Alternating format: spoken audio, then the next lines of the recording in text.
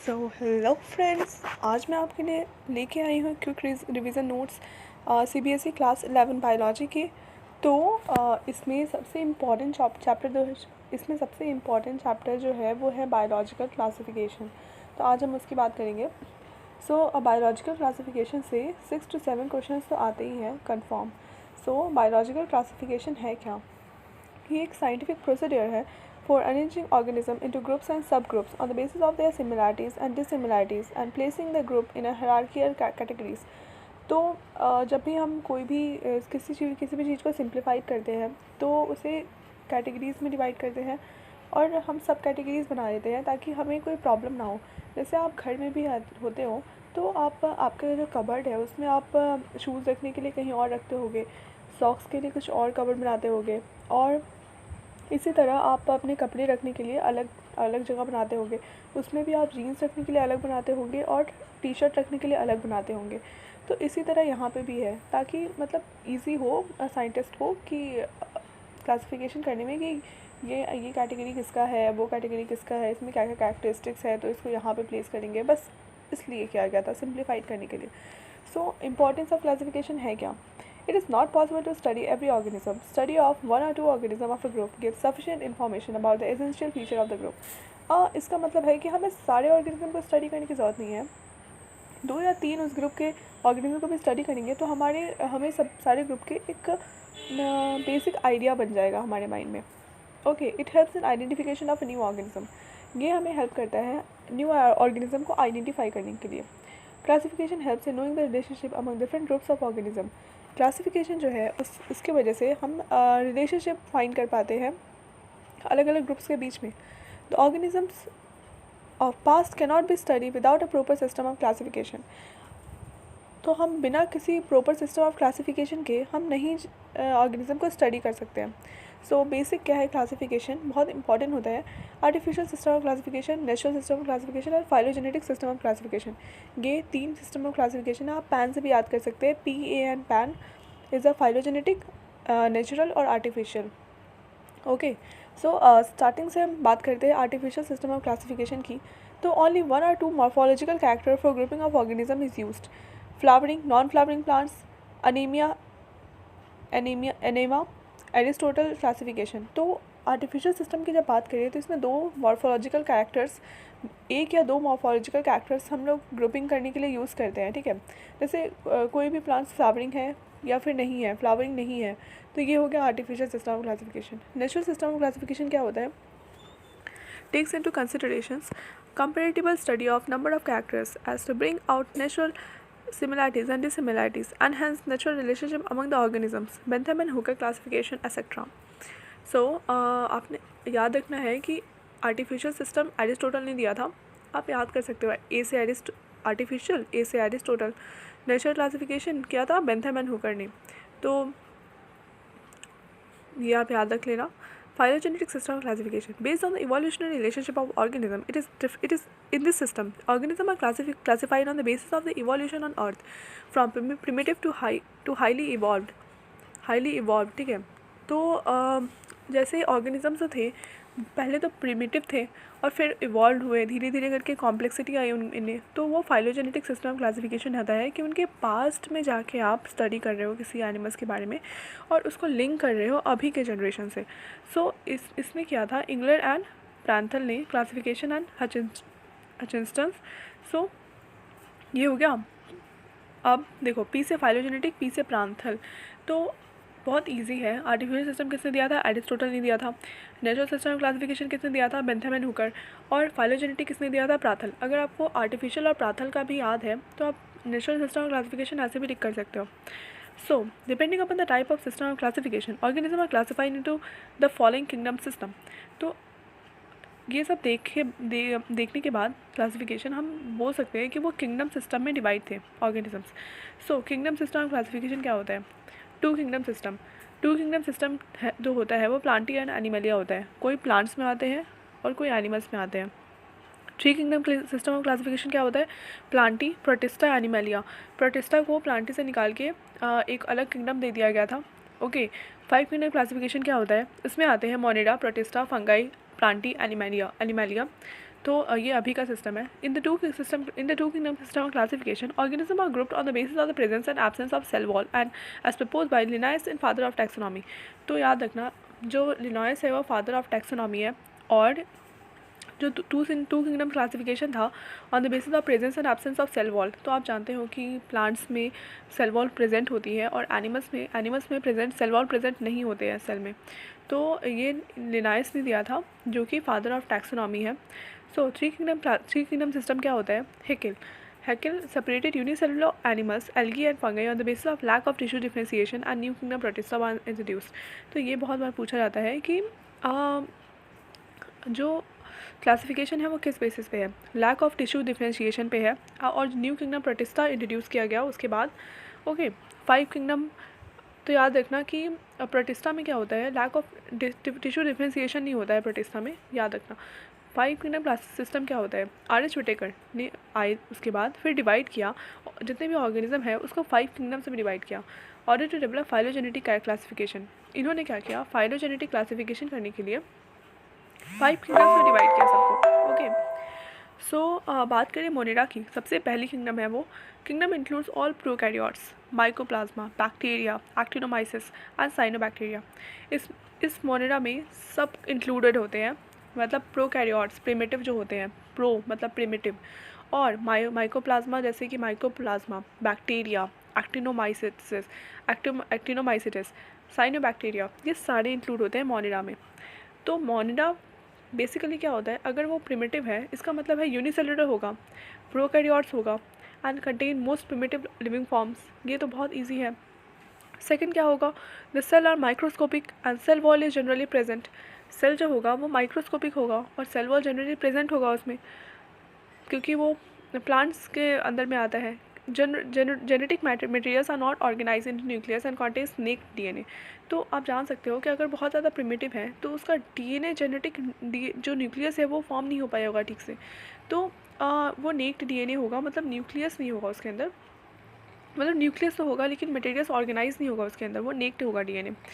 Material bounded organelles are absent. Membrane bonded organelles are absent. जो membrane bond organelles होते हैं जैसे endoplasmic reticulum, mitochondria, ये सब एब्सेंट हो गए उसके अंदर क्योंकि वो प्रिमिटिव है. Reproduction is asexual except gene recombination. उसमें रिप्रोडक्शन नहीं होगा बिकॉज ये भी कॉम्प्लेक्स फिनोमेना है एंड जीन रिकॉम्बिनेशन बट हो सकता है उसके अंदर. Flagella may be present and are of single standard. Flagella present हो सकता है लेकिन वो सिंगल स्टैंडर्ड होगा. एग्जाम्पल है blue green algae, bacteria etcetera. Okay, तो bacteria are the most abundant microorganism that can survive in all kinds of climate. Bacteria जो है एक ऐसा अबंडेंट माइक्रो ऑर्गेनिज्म है जो कि सारे क्लाइमेट में सर्वाइव कर सकता है.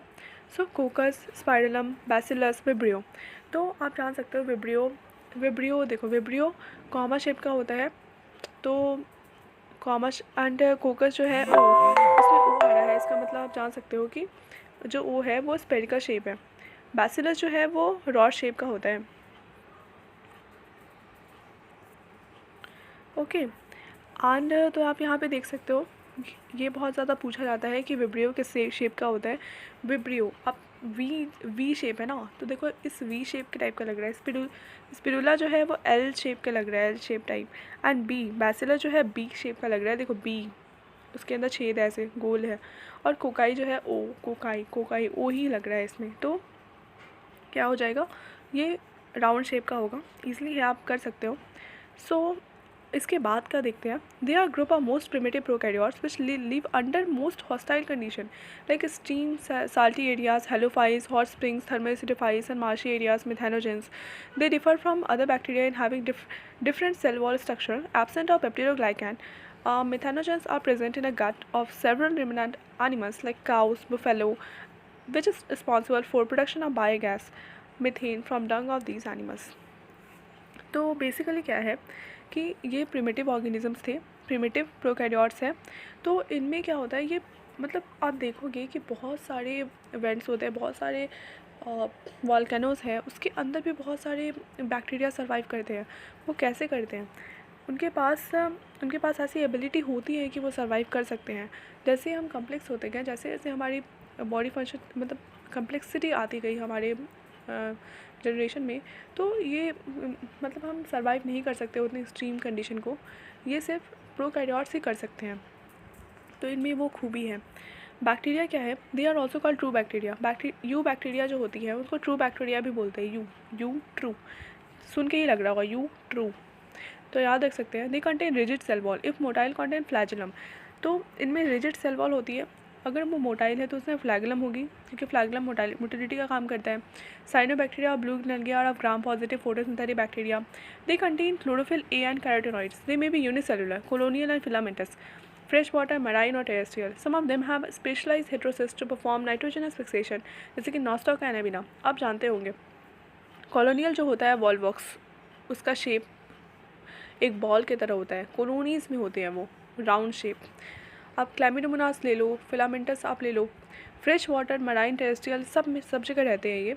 और नाइट्रोजन फिक्सेशन जो होता है वो हेट्रोसिस परफॉर्म करता है, तो ये होता है नॉस्टॉक और एनाबिना में। तो आप देख सकते हैं नाइट्रोजन फिक्सेशन, नाइट्रोजन इस मीन्स नॉस्टॉक, एनाबिना नॉस्टॉक के साथ एनाबिना आता ही है, याद कर सकते हो आप nitrogen fixation. Chemosynthetic bacteria oxidise inorganic substance जैसे कि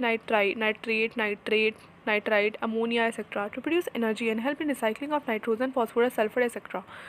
केमोसिंथेटिक बैक्टीरिया ऑक्सीडाइज करते हैं इनऑर्गेनिक सब्सटेंस को। आप जब ट्रांसपोर्ट इन प्लांट्स वाला चैप्टर पढ़ोगे तो उसमें फोटोसिंथेटिक तो उसमें क्या होगा, उसमें एक चैप्टर है नाइट्रोजन फिक्सेशन इन प्लांट्स वाला, तो उसमें बहुत अच्छे से डिटेल्स में मैं बताऊंगी। तो इसमें क्या है, आप जैसे एटमॉस्फेरिक नाइट्रोजन जो होता है वो फ्री फॉर्म में होता है, उसको कन्वर्ट किया जाता है नाइट्राइट, नाइट्रेट और इसके फॉर्म में, अमोनिया के फॉर्म में, ताकि वो सॉइल में मिक्स हो सके। तो यही होता है, मैं आपको आगे बताऊंगी। Heterotrophic bacteria are the most abundant and act as a decomposers. जो हेट्रोटॉपिक बैक्टीरिया होते हैं बहुत एबंडेंट होते हैं और एक डिकम्पोजर की तरह काम करते हैं। They are helpful in production of curd, antibiotic, fixing nitrogen in leguminous plant. Some of them are pathogenic and cause disease जैसे कि cholera, typhoid, tetanus and citrus cancer. तो हेट्रोटॉपिक बैक्टीरिया के बारे में पूछा जाता है कि वो जैसे आपसे पूछा जाएगा कि कर्ड कौन बनाता है, कर्ड, तो आप बोलोगे हेट्रोटॉपिक बैक्टीरिया। आपसे पूछा जाएगा कि रिसाइकलिंग ऑफ नाइट्रोजन कौन करता है, तो आप बोलोगे केमोसिंथेटिक बैक्टीरिया, फॉस्फोरस, सल्फर, ये सब, ठीक है। नॉस्टॉक, अगर आपको पूछा जाएगा कि नाइट्रोजन फिक्सेशन कौन करता है, तो नॉस्टॉक एंड एनाबिना। आपसे पूछा जाएगा कि ये बैक्टीरिया कहाँ रहते हैं, तो आप क्या बोलोगे, यूनिसेलुलर, कितने टाइप के होते हैं, आप बोलोगे कॉलोनियल होते हैं, फिलामेंटस होते हैं, तो बोलते हैं कहाँ रहते हैं वो, तो बोलोगे आप फ्रेश वाटर, मैराइन, टेरेस्ट्रियल, यहाँ पे रहते हैं। उनके पास रिजिड सेल वॉल होता है नहीं, तो आप बोलोगे हाँ होता है। वो मोटाइल होते हैं कि नहीं, यू बैक्टीरिया, हाँ होते हैं, अगर उनके पास फ्लैजेलम होगा तो होते हैं। ब्लू ग्रीन बैक्टीरिया को और क्या बोलते हैं, साइनोबैक्टीरिया बोलते हैं। ये ग्राम पॉजिटिव होते हैं या फिर ग्राम निगेटिव होते हैं, तो आप बोलोगे ग्राम पॉजिटिव होते हैं, फोटोसिंथेटिक होते हैं। ये फोटोसिंथेटिक होते हैं या फिर केमोसिंथेटिक होते हैं, तो आप बोलोगे फोटोसिंथेटिक होते हैं। इनमें क्लोरोफिल ए प्रेजेंट होता है या कैरोटीनॉइड प्रेजेंट होता है, तो आप बोलोगे दोनों प्रेजेंट होता है। इस टाइप से आप आंसर कर सकते हो, यहाँ तक तो आप आंसर कर सकते हो बहुत ईजली, और इसके बाहर तो क्वेश्चन पूछता नहीं है, यहाँ से ही पूछेगा जो ही पूछेगा। अब यू बैक्टीरिया हो गया, ऑटोटॉपिक, हेट्रोटॉपिक, दोनों टाइप के हो गए, मैंने बताया। You bacteria is a true bacteria, एक ऑटोटॉपिक है, हेट्रोटॉपिक। ऑटोटॉपिक खुद के फूड खुद सिंथेसिस करते हैं, हेट्रोटॉपिक खुद के फूड दूसरे पे डिपेंड होंगे।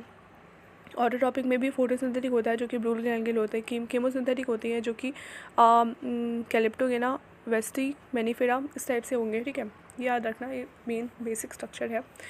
बेसिकली आप माइकोप्लाज्मा की बात करें, they are the simplest free living prokaryotes, they are also known as a PPLO, pleuropneumonia like organisms.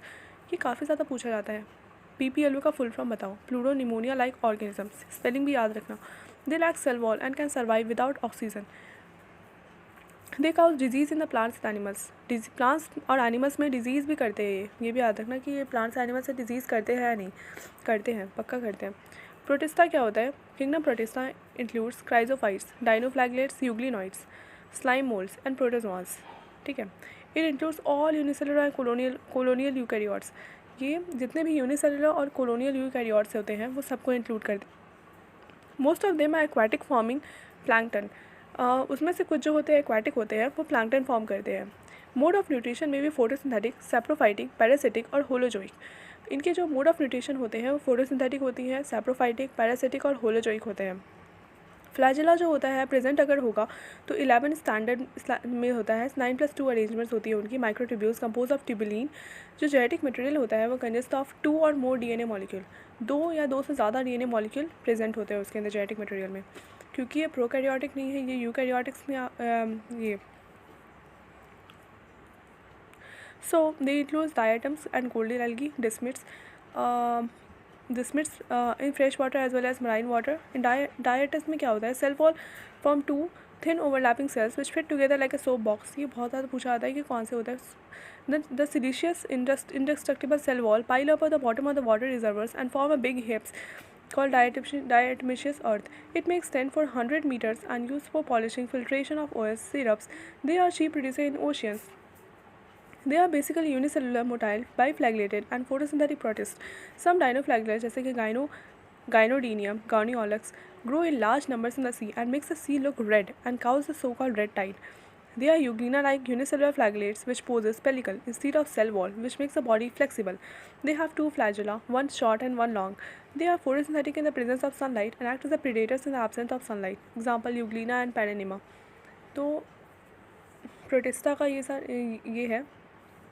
इनमें से बहुत सारे क्वेश्चन पूछते हैं, जैसे कि फॉर एन एग्जांपल कि आपको पूछा जाएगा कि कौन से ऐसा चीज़ है जो 2 ओवरलैपिंग फ्लिप लाइक स्ट्रक्चर बनाता है, इन सोप बॉक्स लाइक स्ट्रक्चर। तो आप बोले कि डायटम्स होते हैं। कौन सा ऐसा सिलिशियस इंडस्ट्रक्चर वॉल है जो पाइलअप करता है bottom of the water reservoirs में, बिग हिप्स बनाता है, वो होता है डायटमेशियस अर्थ बोलते हैं उसको। ठीक है। Basically unicellular, motile, biflagellate, photosynthetic protist होती है। ये होते हैं या नहीं। Predominant color is golden brown, but yellow, green, red, even blue to also exist. आपने गोनियोलक्स में पूछा जाएगा कि रेड टाइड कौन फॉर्म करते हैं, तो आप बोलोगे गाइनोडीनियम एंड गाइनियोलक्स रेड टाइड फॉर्म करते हैं। They have 2 flagella. उनके पास कितने फ्लैजिला होते हैं, तो बोलोगे आप 2 फ्लैजिला होते हैं, 1 शॉर्ट होते हैं, अनदर लॉन्ग होते हैं। They have photosynthetic in the presence of sunlight, act as the predators in the absence of light. ये पूछा जाएगा, तो आप आंसर कर सकते हो। बेसिकली यहाँ से भी आप कर सकते हो answer. Okay, so slime moulds के बारे में आप बात करें तो क्या है, they are saprophytic protist, feeds on a decaying twigs and leaves. ये क्या होता है, एक सैप्रोफाइटिक प्रोटिस्ट है जो कि ट्विग्स और लीव्स में होता है। Under favourable condition they form an aggregation called plasmodium. अगर उनको फेवरेबल कंडीशन मिल जाए तो वो एग्रीगेशन बना लेते हैं, plasmodium. Produce fruiting bodies bearing spores. The cell wall of spores contains cellulose. The spores are dispersed by air currents. Example Physarum and Fuligo. याद रखना बहुत इजी है। देखो, स्लाइम मोल्ड से याद रखना कि स्पोर्स बेसिकली स्पोर्स बनाते हैं। तो इसमें पूछा जा सकता है फ्रूटिंग बॉडीज बेयरिंग स्पोर्स कौन बनाते हैं, तो आप याद रख सकते हो कि स्लाइम मोल्ड्स बनाते हैं। ठीक है। प्रोटोजोआंस के बारे में बात करें तो वो क्या होते हैं, जितने भी प्रोटोजोआंस होते हैं, ये एग्जाम में बहुत पूछा जाता है कि सारे प्रोटोजोआंस हेटेरोट्रॉप्स होते हैं, ऑल प्रोटोजोआंस आर हेटेरोट्रॉप्स। तो आप बोलोगे yes, all protozoans are heterotrophs and live as a predator or parasites. याद रखना, प्रोटोजोआंस और प्रेडेटर्स और पैरासाइट, पी सब जगह पी आ रहा है। Protozoans are heterotrophs and live as a predator, parasite. Parasites और प्रेडेटर्स की तरह रहते हैं, दूसरे के बॉडी में जाके फीड करते हैं वो। They are considered as a primitive relative of animals. फिर से पी आ गया, तो याद रखना कि ये प्रिमिटिव रिलेटिव्स होते हैं एनिमल्स के। Amoebas moves and capture food by pseudopodia. Some are parasitic also. Flagellated protozoans are free-living or parasites. They have flagella. Ciliated protozoans are aquatic and have cilia all over the body for movements. Sporozoans include organisms that have infectious spore-like stage in their cell cycle. ठीक है, तो आज के लिए इतना ही। आगे मैं और कंटिन्यू करूँगी और इसके नेक्स्ट टॉपिक में नेक्स्ट वीडियो में मैं पोस्ट करूँगी। तो अभी के लिए इतना आप रिवाइज़ कर लिए और इसे बहुत अच्छे से रिवाइज़ करिए, बिकॉज इनमें से बहुत ज़्यादा इंपॉर्टेंट क्वेश्चंस आते हैं। मैक्सिमम 7 to 8 क्वेश्चंस तो पूछे ही जाते हैं। तो इसे आप बहुत अच्छे से प्रिपेयर करें और all the best. Thank you.